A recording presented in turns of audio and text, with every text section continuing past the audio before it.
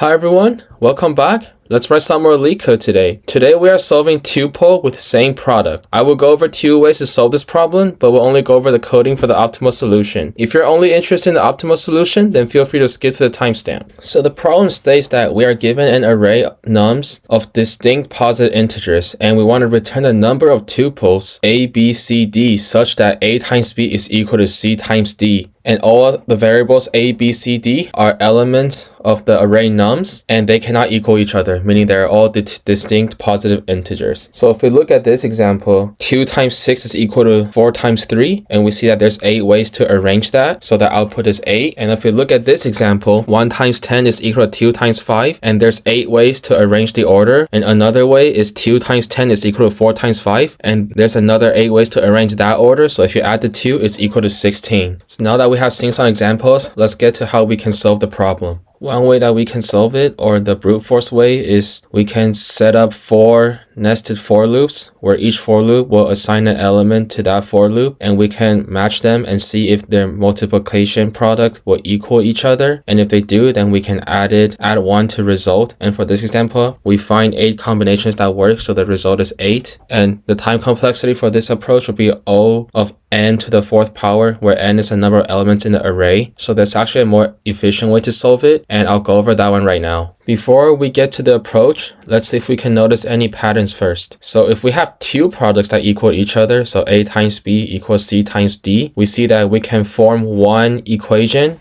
and we see that we can form 8 tuples. If we have 3 products that equal each other, so a times b, c times d, and e times f, we can set up 3 equations, and we can form 24 tuples. So if we notice a pattern that the number of pairs or the number of equations that is formed is just the previous count plus the previous pairs or the previous of number of equations. So we see 3 is equal to 2 plus 1, 6 is equal to 3 plus 3, and 10 is equal to 4 plus 6. And the number of tuples that can be formed is just the number of pairs or number of equations times 8. So 1 times 8 is equal to 8, 3 times 8 is equal to 24, 6 times 8 is equal to 48, and 10 times 8 is equal to 80. So now that we have seen the patterns, let's get to how we can solve this problem in a more efficient way. So how we can solve this problem is we can use a nested for loop, and where each for loop is pointing to one element in the array, and then we will calculate their product, and each time we find a product, we add that to count, and the count's default dictionary will count the number of times a certain product is counted, and then based on the number of times it is counted, we can add it to the result using the table that we saw earlier to know how many tuples that it can form. So let's just go over this example. So 2 times 3 is equal to 6. So there's one occurrence of 6. 2 times 4 equals 8. So now there's one occurrence of 8. 2 times 6 is equal to 12. So now there's one occurrence of 12. 3 times 4 is 12. So now there's 2 occurrences of 12. 3 times 6 is 18. So now there's one occurrence of 18. 4 times 6 is 24. So now there's one occurrence of 24. So now we look at the values of the dictionary that we make, and we add the values to the result based on the formula that we saw in the table earlier. So if the value is 1, then we add 0.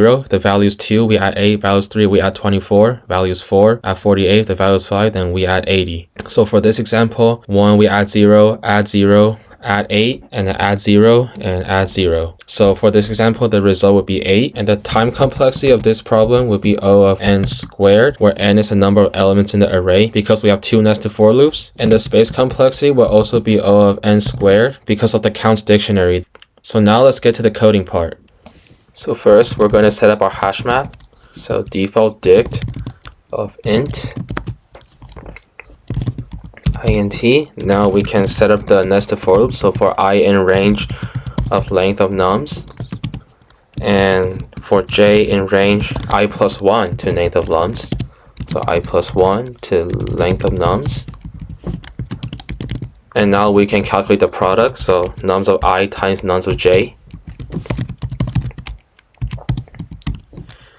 And then we can add the product to the hash map. So counts of product plus 1. And when we have gone through the for loop, we can calculate the result. So for C and T in count style values, and this will be the formula that we use. So pairs is equal to count times count minus 1 and floor division by 2. Now we add what we calculated times 8 to the result, and then we just return the result at the end. Let's see if it works. Okay, perfect. Hope this was helpful. Thank you all for watching. If you have any other questions or comments, feel free to leave it down in the comment section below. And I hope to see you all again soon.